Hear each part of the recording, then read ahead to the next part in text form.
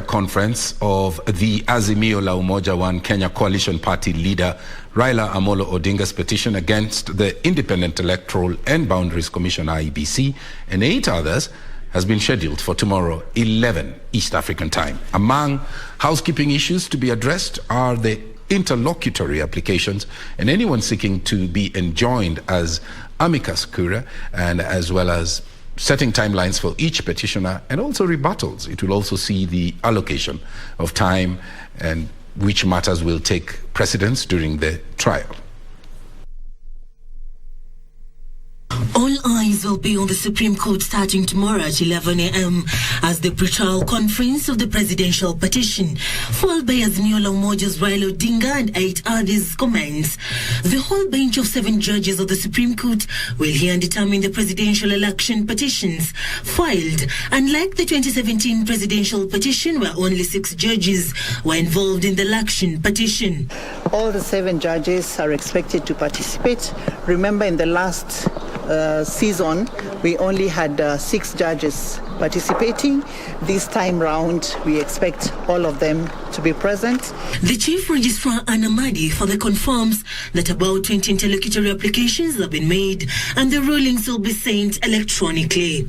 Interlocutory applications are applications that happen before the main hearing to sort out issues that a particular party would have an interest in. For example, if I want to join it as an interested party, that decision has to be made before we go into the hearing proper. As at 11 o'clock tomorrow morning, all the rulings relating to the interlocutory applications shall have been delivered so that the pre-trial session begins without any pending applications. The pre-trial conference will also address issues of the amicus curiae, which means friends of the court, as well as housekeeping and brigades to time allocation during submissions. There are some who are seeking different orders relating to the scrutiny of the votes.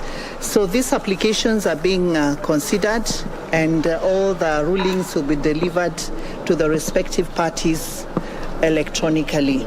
Given the limited space at the ceremonial hall where the hearing will take place, only 4 lawyers from each party will be allowed. Petitioners, respondents, interested parties and amicus curiae, as well as 11 observers, including a regional trial observation mission consisting of a high-level panel of eminent African jurists who are members of Africa Judges and Juries Forum, led by retired Chief Justice of the Republic of Tanzania, Honorable Justice Mohammed Shande Othman.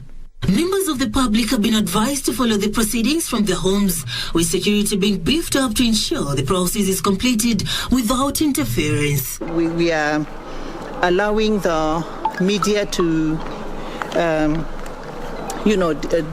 broadcast the information to the public, so if people can just listen from the comfort of their living rooms, it will help us quite a bit because we don't want to run into problems with crowd management. Following the strict timelines, the hearing will kick off immediately, with judgment expected on the 5th of September. The 7-judge bench now is expected to give a ruling on the interlocutory applications filed, consider whether to enjoin any amicus curiae and whether to consolidate the 9 petitions on the presidential election petitions. Serafina Robi for Prime Edition.